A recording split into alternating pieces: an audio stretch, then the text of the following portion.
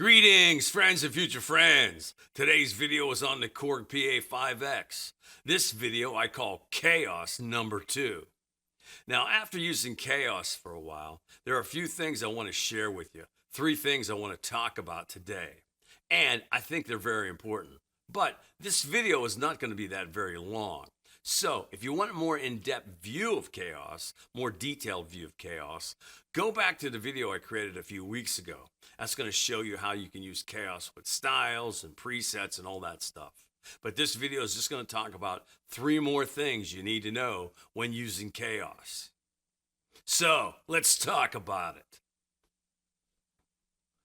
So the first thing I want to talk about is I saw a lot of views and comments saying that Chaos is crashing their Pa5x.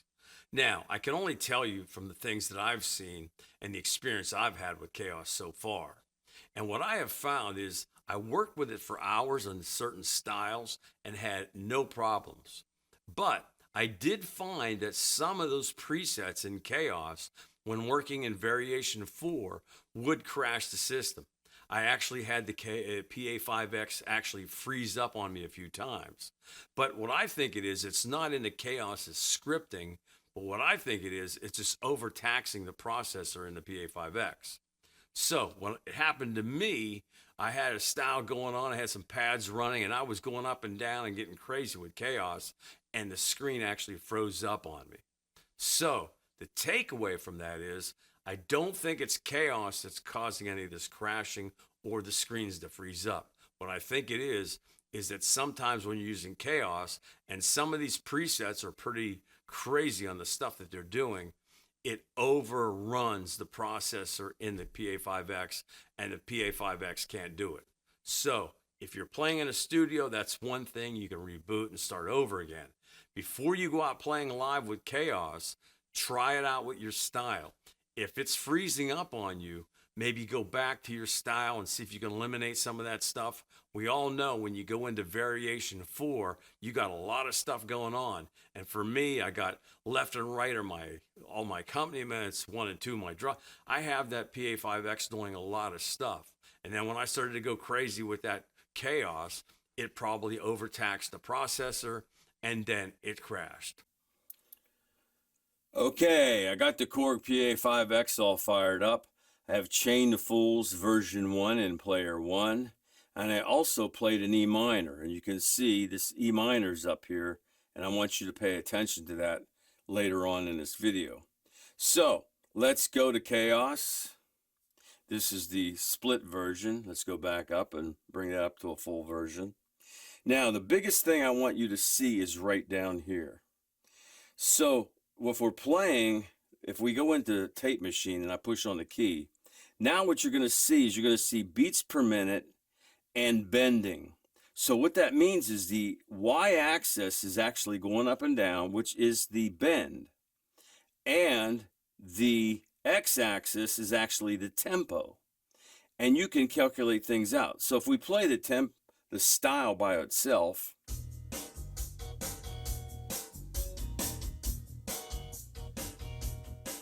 but if we come up here, now if I hit the shift key, hold down, and I come up here, and I go up, and let me go over some more, some more. I come over here, and let's try and get it at. So now, I actually went to the Chaos, put the snowflake up at 100% beats per minute, which means it should play the tempo as it really is in the original style. But you'll see I have 1200 on the bending, which means this style is now bent up a full octave. And if we play the style,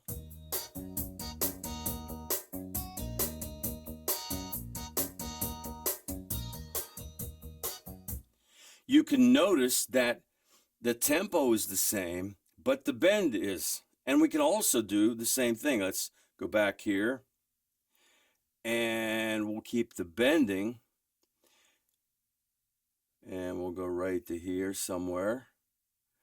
and we'll go up to, I think we can go up to 200%.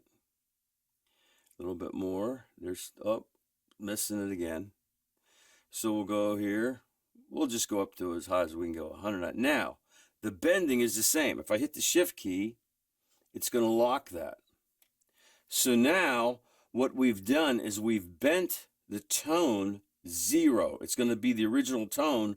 The only thing is we sped up the tempo.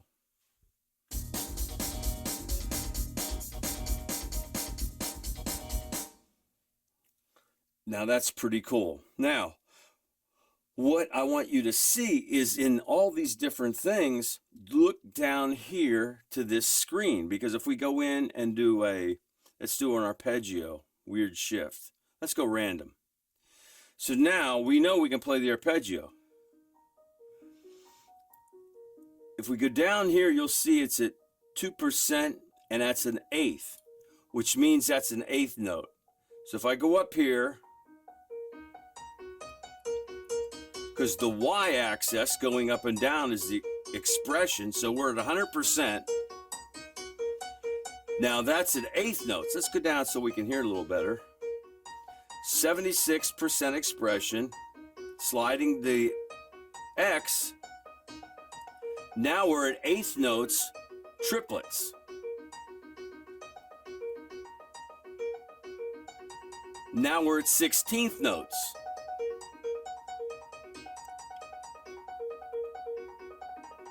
And now we're at 16 notes, triplets, 16th note triplets.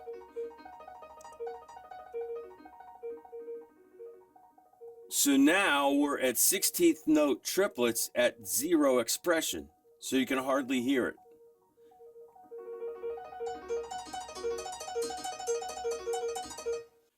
Again, the takeaway is to whatever you're looking at, whatever preset you are, the X and Y will be down here, and you can actually calculate what you want. Like I said, this was the eighth note, there's eighth note triples, there's 16th notes, and there's 16th note triplets.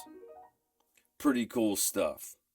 Now, the third thing I want to show you today is I want you to understand, we talked about in the first video of how the arpeggios are linked to the key sets.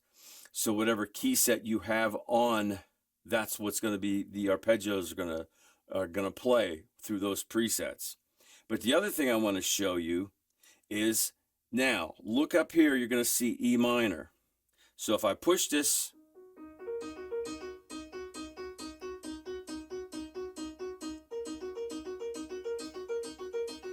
hit my shift key. Now that's E minor. Now listen to the arpeggio change. What I'm doing is I'm E minor, so my style is playing in E minor. Now if I hit A minor,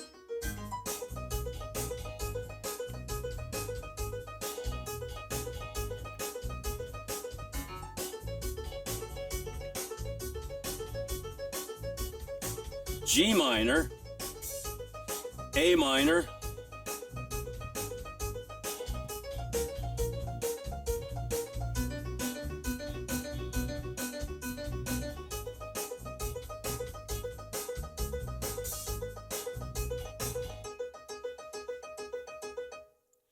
so the arpeggios, when you're playing them, will be not only in time with the style, but they'll also be in the key of your style.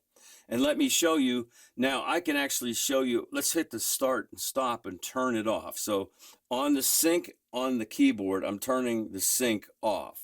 So now all I'm playing is the chords. And if you can see, that's an A minor, that's a B minor, then back to A minor. So let's go back.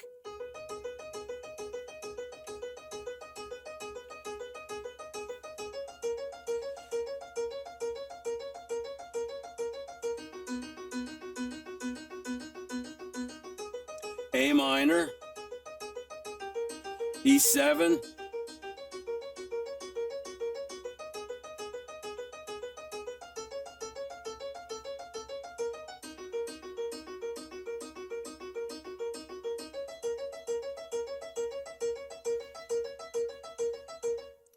so when you're playing chord patterns to your style, you can play whatever chord you're playing will also trigger the style, but it will also change the notes in the arpeggio. And that's very important. You can see where I'm hitting, I go back to the A minor up here, let's hit the shift key. And now I'm hitting a B minor. Now I'm hitting an E7. Back to A minor.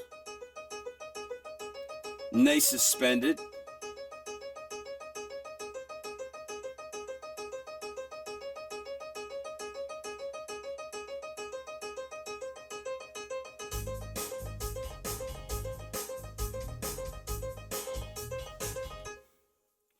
So, when you have the keyboard set up for chord recognition, either lower or upper key, it'll still work. So, if you wanted to play the chords up above, the arpeggios will also play up there.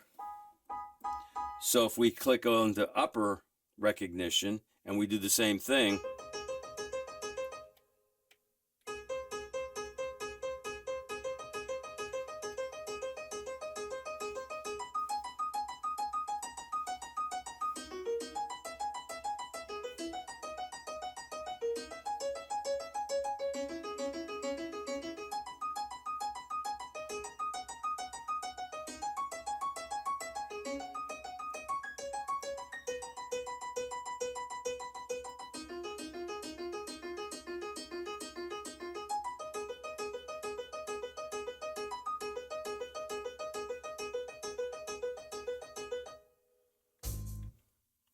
so the takeaway from this, when you're playing arpeggios in the Kaoss system, the chord structure in which you're playing, whether you're doing the upper key set or the lower key set, when you play that chord, the arpeggios are going to recognize it and stay in tune. So now, knowing that the arpeggios not only stay in time with the style, but they also will follow the chord structure, which is really cool.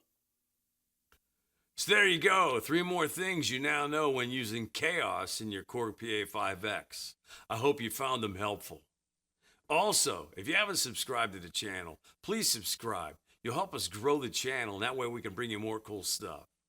So take care, my friends, and thanks for watching.